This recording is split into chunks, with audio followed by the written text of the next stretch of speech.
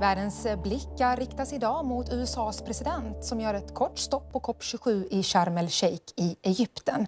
Där ska han alldeles strax hålla ett tal. Detta bara 3 dagar efter mellanårsvalet i USA. Välkomna ska ni vara hit till SVT Nyheter. Ja, klimatarbetet i världens näst största utsläppsland fick sig en rejäl skjuts när amerikanska kongressen antog det största klimatpaketet i USAs historia.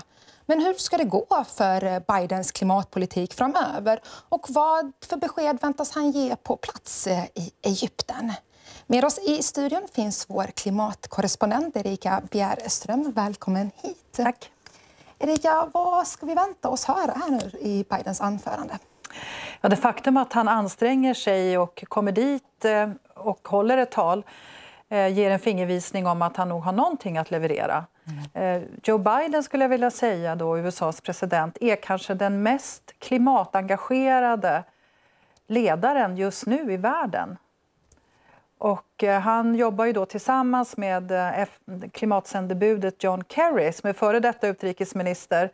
Det här är ju 2 herrar som är nästan 80 eller kring 80 båda två. Men de driver med en otrolig energi, klimatfrågan. Och inte bara då i USA men tar också stort ansvar för att försöka sy ihop kompromisser på såna här tillställningar som det här toppmötet så att det inte bara ska krascha. Vi får höra här att Joe Biden är engagerad i klimatfrågan, men USA som helhet och som land, vad har de för roll i klimatförhandlingarna?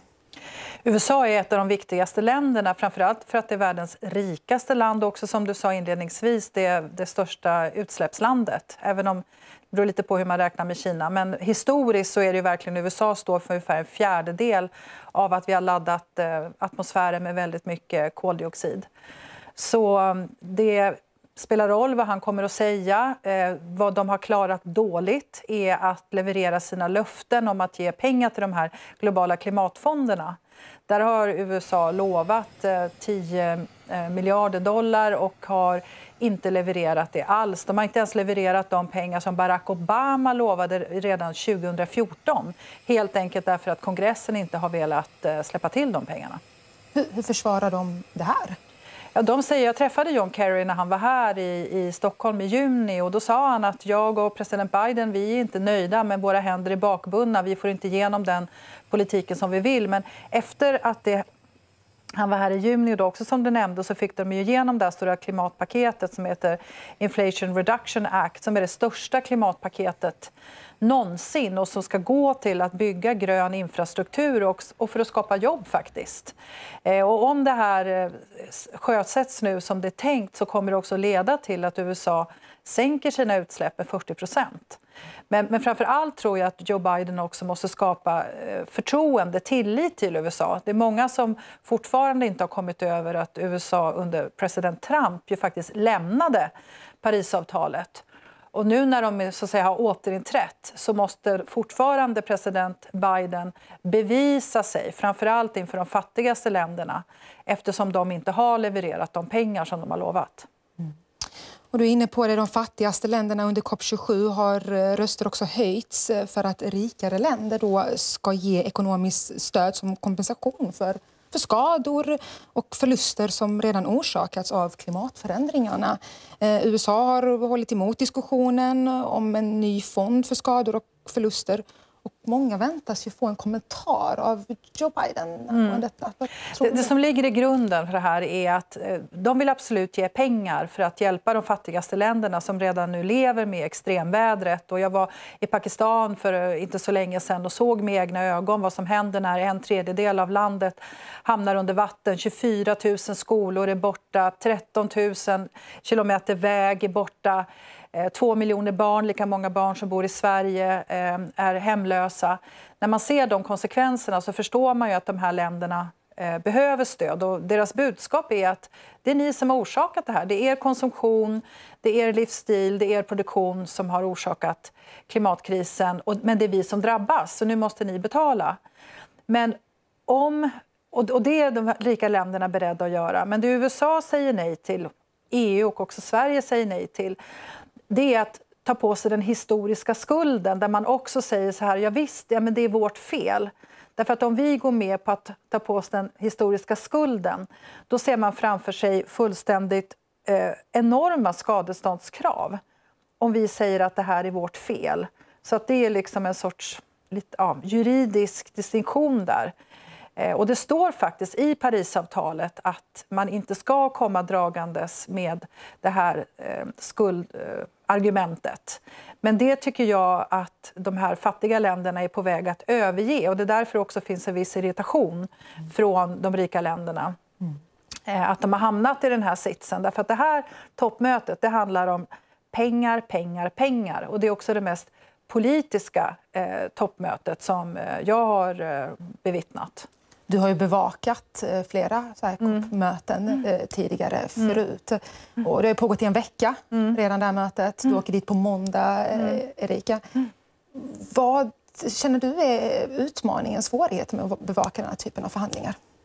Ja, det svåra är ju att inför våra tittare förklara varför det här, hur viktigt det verkligen är. Det kan ju tyckas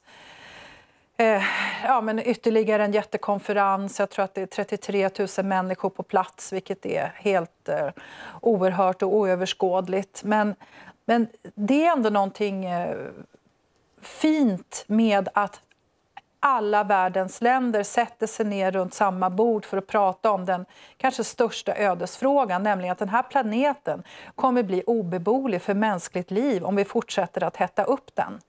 Människor kommer att dö, människor dör redan på grund av det här. Och att man ändå fortsätter att prata och ha diskussioner om hur man ska hjälpa de fattigaste länderna och att man gemensamt är överens om att vi ska ha netto-nollutsläpp till 2050 i linje med vad IPCC och forskarna har rekommenderat. Vad betyder det mer exakt? Vilket? Utsläpp, det där du nämnde tidigare. IPCC är ju FNs vetenskapliga panel. Det är forskare då som jobbar och sammanställer data kring klimatkrisen. Nu lämnar vi över till Egypten och Joe Biden. Bra. Good afternoon, everyone. Thank you, thank you, thank you. Friends, partners, Speaker Pelosi, members of Congress who've traveled here to represent the United States, and fellow leaders. It's an honor to once again participate in this critical summit. And I'd like to thank our host, President Sisi, for bringing us together at this pivotal moment. Thank you, Mr. President.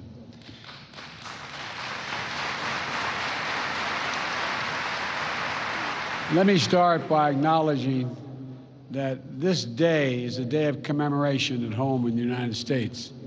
It's Veterans Day. America's veterans and their families, survivors and caregivers, are the very spine and soul of the United States. And on this special day, on every day, I honor all of those who sacrificed for our nation like my son. I want to thank one proud American veteran, a lifelong public servant, a dear friend, and literally one of the most decorated men to fight, Special Envoy for Climate, John Kerry. John,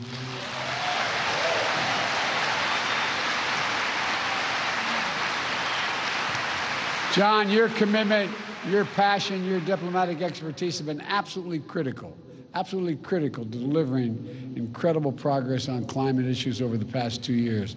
And I thank you, pal. I thank you for being my friend.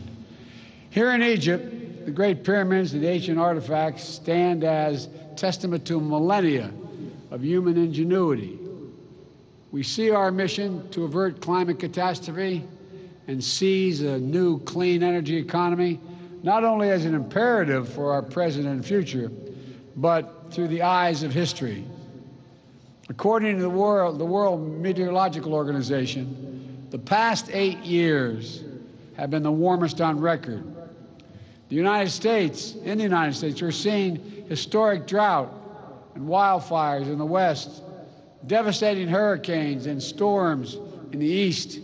Here in Africa, home to many nations considered most vulnerable to climate change, food insecurity.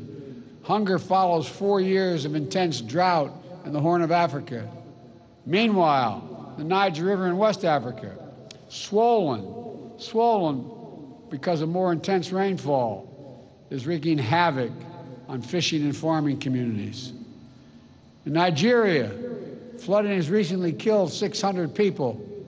1.3 million more are displaced. Seasonal livestock migration routes have been used for hundreds of years, are being altered, increasing the risk of conflict between herders and local farming communities. The climate crisis is about human security, economic security, environmental security, national security, and the very life of the planet. So today, I'd like to share with you how the United States is meeting the climate crisis with urgency and with determination to ensure a cleaner, safer, and healthier planet for all of us.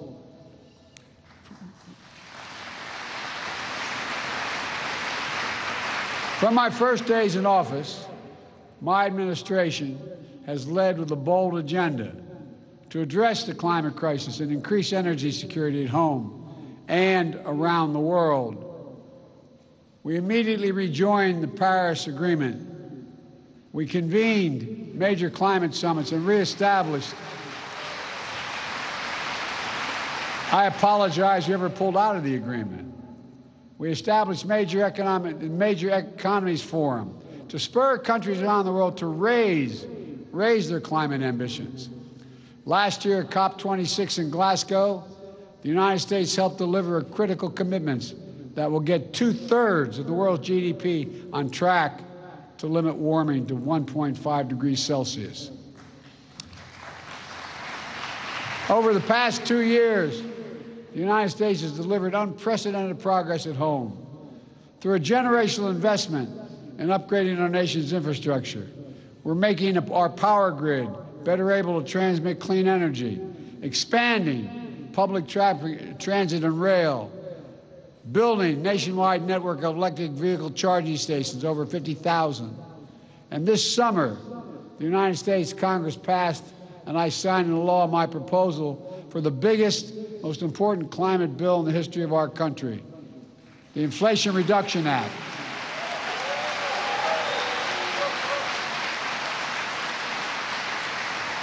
It includes less than I asked for, but a significant amount, $368 billion to support clean electricity, everything from onshore, offshore wind to distributed solar, zero emissions vehicles and sustainable aviation fuels, more efficient electrified buildings, cleaner industrial processes and manufacturing, climate-smart agriculture and forestry, and more. Look, our Department of Energy estimates that the new law will reduce emissions in the United States by about 1 billion tons in 2030, while unleashing a new era of clean energy-powered economic growth.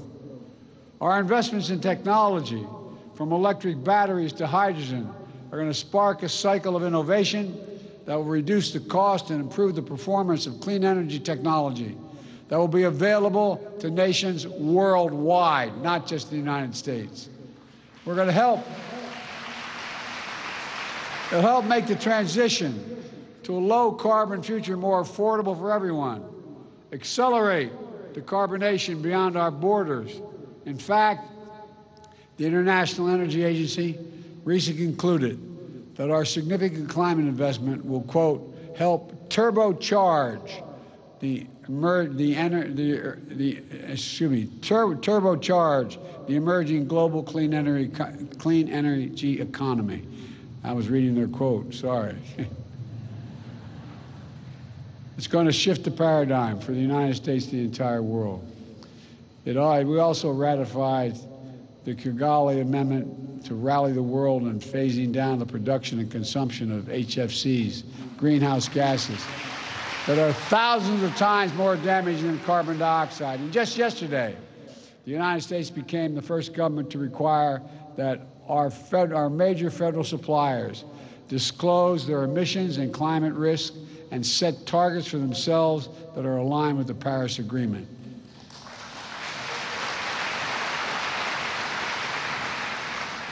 As the world's largest customer, with more than $650 billion in spending last year, the United States government is putting our money where our mouth is to strengthen accountability for climate risk and resilience. These critical steps are already locking in vital investments in our infrastructure, delivering lower costs for clean energy, spurring good-paying union jobs for American workers, and advancing environmental justice in our communities. Folks, we're proving that good climate policy is good economic policy. It's a strong foundation for durable, resilient, inclusive economic growth. It's driving progress in the private sector. It's driving progress around the world.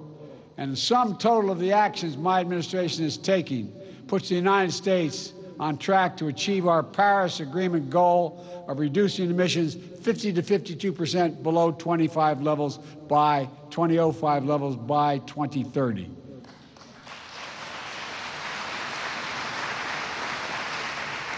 Let me just take a moment to emphasize how meaningful it is that I can say that. I introduced the first piece of climate legislation in the United States Senate way back in 1986, 36 years ago.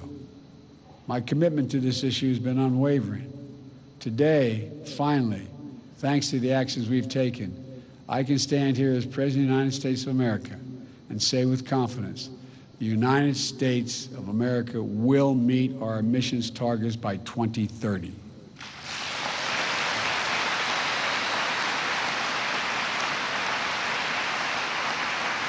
We're racing forward to do our part to avert the climate hell that the UN Secretary General so passionately warned about earlier this week. We're not ignoring harbingers that are already here. It's true, so many disasters. Climate crisis is hitting hardest those countries and communities that have the fewest resources to respond and to recover. And that's why last year I committed to work with our Congress to quadruple U.S. support to climate finance and provide $11 billion annually by 2024, including $3 billion for adaptation. That's why the Fund Emergency Plan for Adaptation and Resilience, PREPARE we call it, to help more than 500 million people in developing countries respond to climate change. We're already requested more than $2 billion for the PREPARE this year. I'm going to fight to see that this and our other climate objectives are fully funded.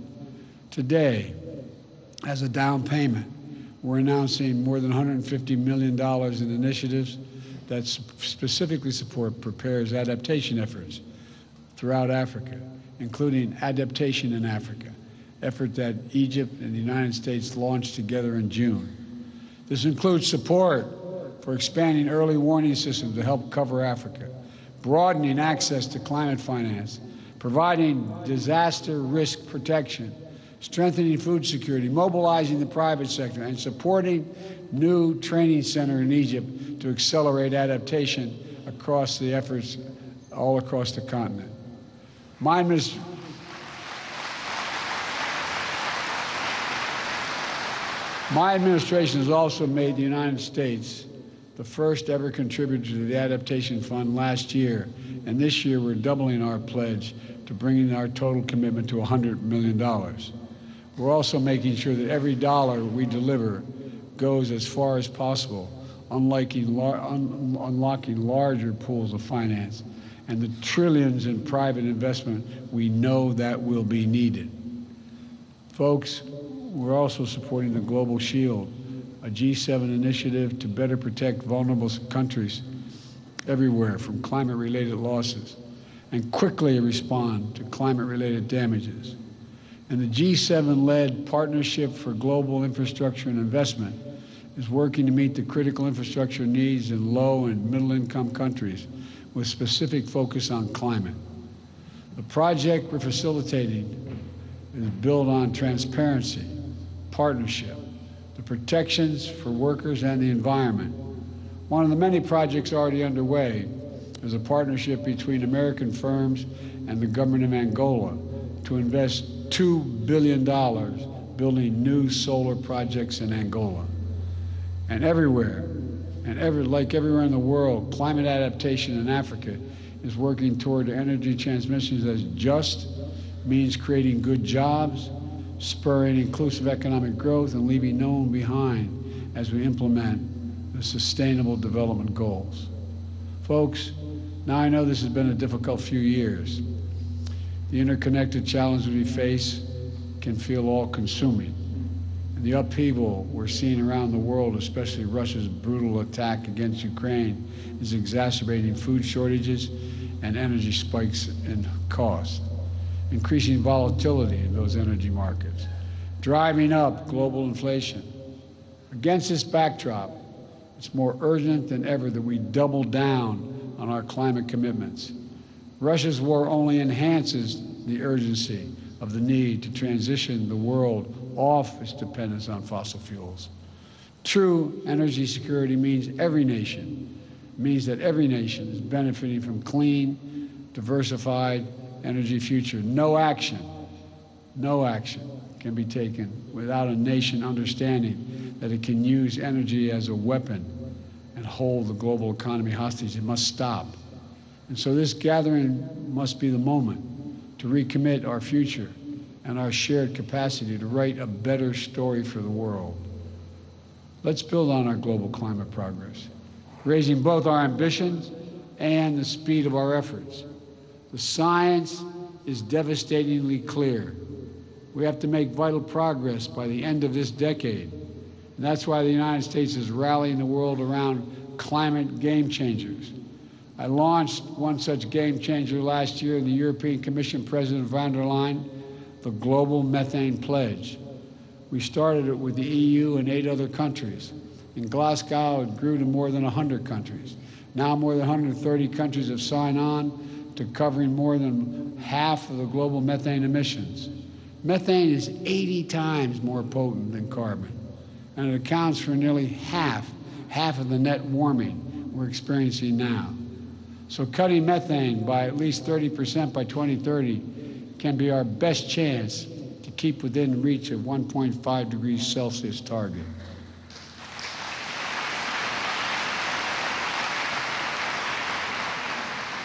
Today, we're releasing an updated Methane Emissions Reduction Act plan, which lays out how the United States is meeting the pledge. We're investing more than $20 billion in domestic methane mitigation to do things like cap orphan wells, leaking methane, improving industrial equipment in the oil and gas sectors to reduce emissions. It also lays out strong regulatory actions, including a new proposal from our Environmental Protection Agency to strengthen standards on methane across sectors, especially from super emitters, to make sure it's not released into communities impacting on public health. All told, these steps will reduce U.S. methane emissions from covered sources by 87% below the levels of 2005 by 2030. Folks, another game changer is conserving our natural environment, whether it's the Congo Basin's forests and peatlands here in Africa, or the Amazon Basin in South America, or forest, wetlands, grasslands in the United States. Preserving nature is one of the most impactful climate solutions we have. Some that indigenous people communities have known and been the stewards of these efforts for a long time and generations. They've known it. Here at COP27, we are co-chairing Forest and Climate Partnership to deliver real rapid strides to halt deforestation. The best part is we don't have to develop any new technologies. We just have to make clear forests are more valuable when they're preserved than when they're destroyed. It's that basic.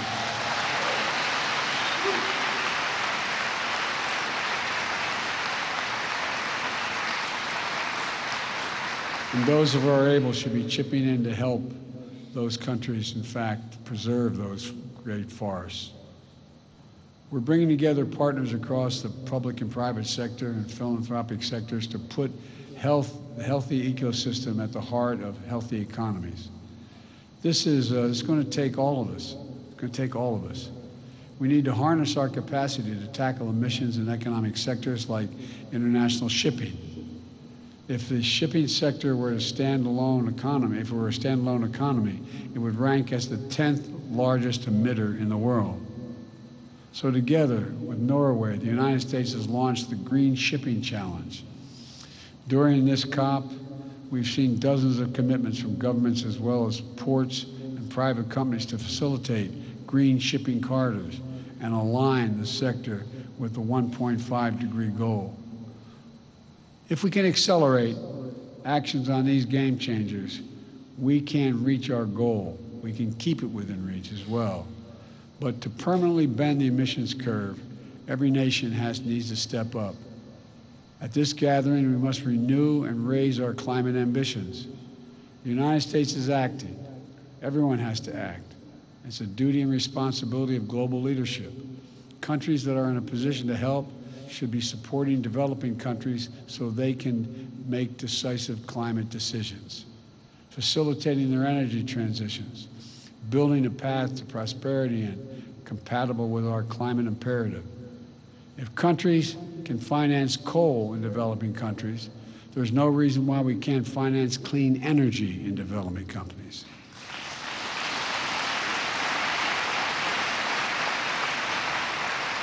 I'm pleased to announce today, alongside the European Union and Germany, a $500 million package to finance and facilitate Egypt's transition to clean energy.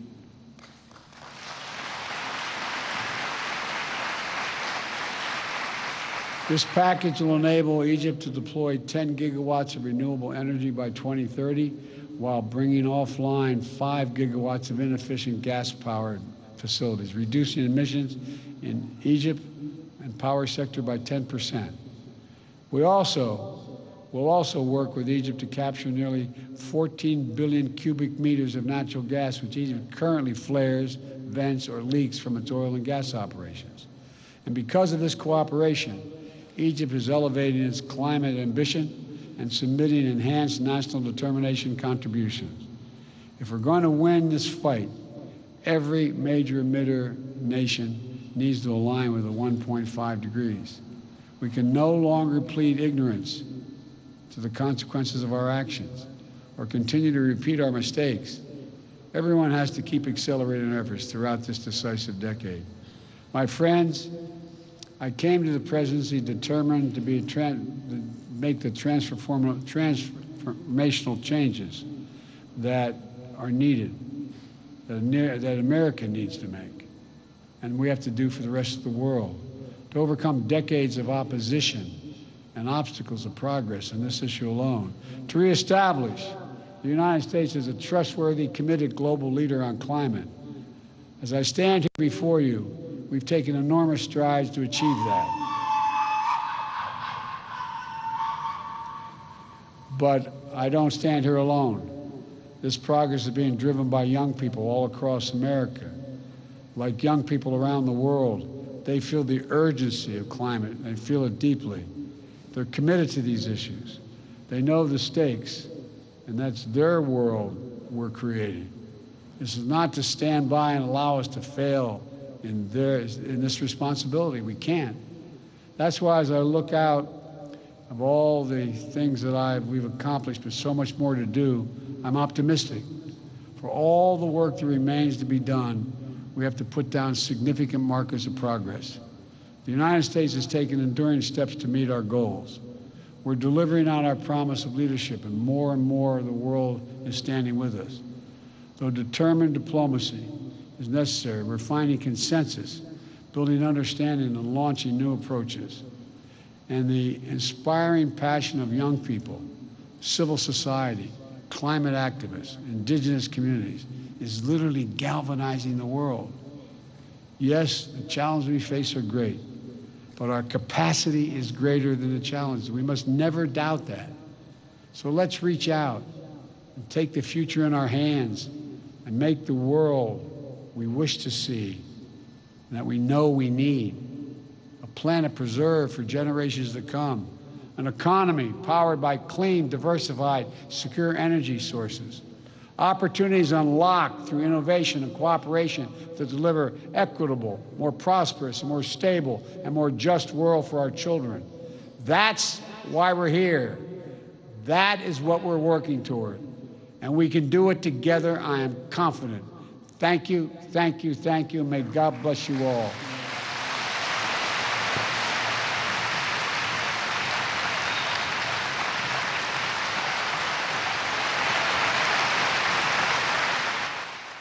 Ja, där lämnar vi COP27 och USAs president Joe Bidens tal. Erika Bjärström, SVT:s klimatkorrespondent, han sa en hel del. Vi försöker summera. Vad var det vi fick höra? Vi fick några nyheter. Egypten, då, värdlandet för de här globala klimatförhandlingarna, som inom parentes har fått mycket kritik för att det varit svårt för civilsamhället, klimataktivister att få plats på mötet. Egypten har ju liksom problem minst sagt med yttrandefriheten. Ja, de fick en present av USA och EU på $500 miljoner för att satsa på att förnya sin energi och infrastruktur.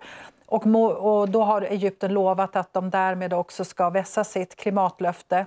Men annars så var det småpengar. Det var $150 miljoner till afrikanska länder. Men om man lyssnade riktigt noga, alltså de pengarna som USA verkligen är skyldiga, de här gröna klimatfonderna som de fattiga länderna, där de väntar på pengar, då sa han så här att vi har nu äskat de här 11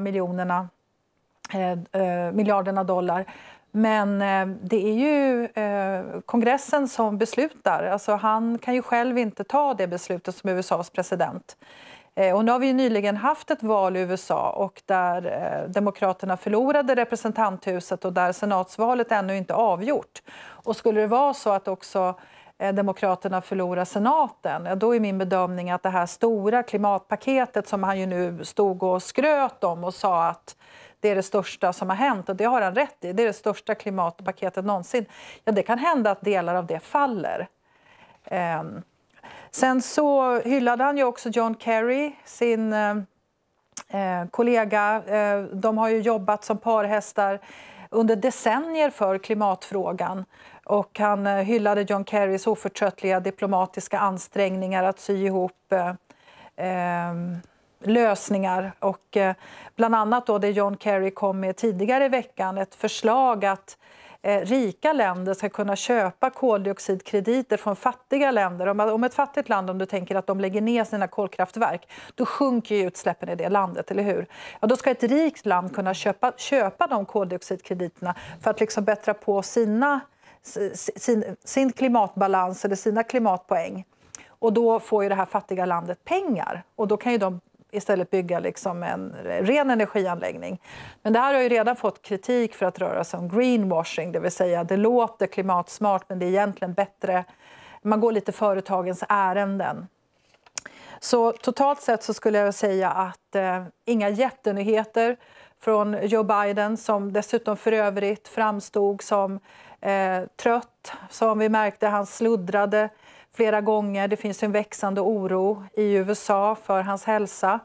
Och nu har ju han haft en lång resa då till Egypten. Men jag har faktiskt inte sett honom tappa orden så mycket som han gjorde under det här talet. Ja, och Erika, vi betonar ju, framförallt du betonar också att det är de fattiga länderna som drabbas hårdast av klimatpåverkan, den negativa sådana. Och du har ju bevakat klimatfrågan och klimatförhandlingar under lång tid.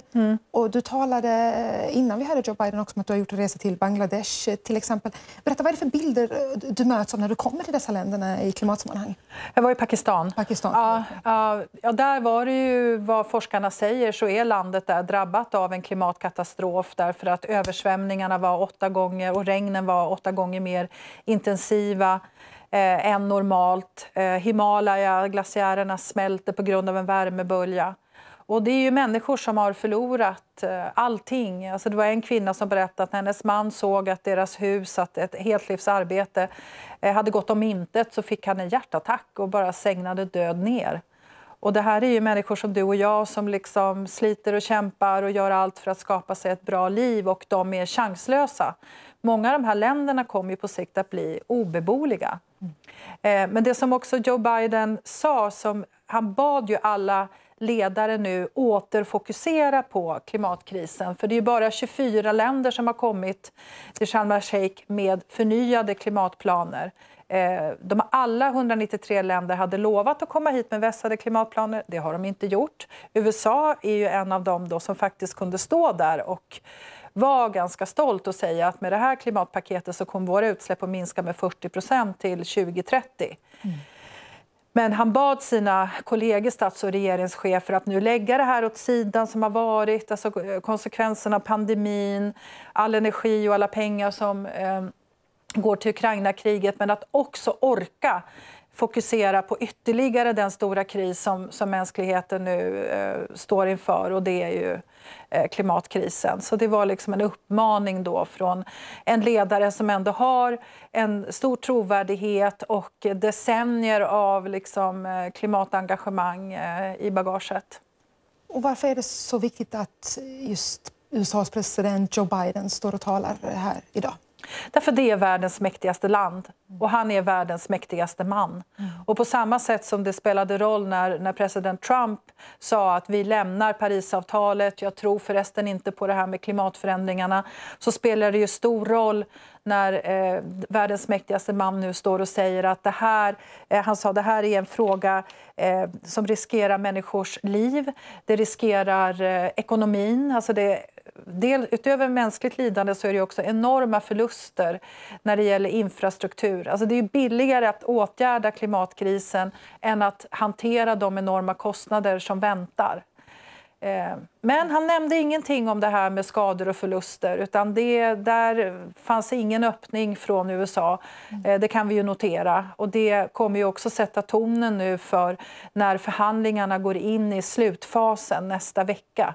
För på fredag nästa vecka så ska ju ett avtal finnas klart. Erika, du packar väskorna strax, du åker på måndag till COP27. Vad förväntar du dig där? Jag förväntar mig att det kommer bli otroligt tuffa tongångar, för att jag har aldrig sett de här sårbaraste länderna som Barbados, Maldiverna så väl organiserade. Det är inte längre så att de bara säger att det här är fruktansvärt, ni undertecknar vår dödsdom.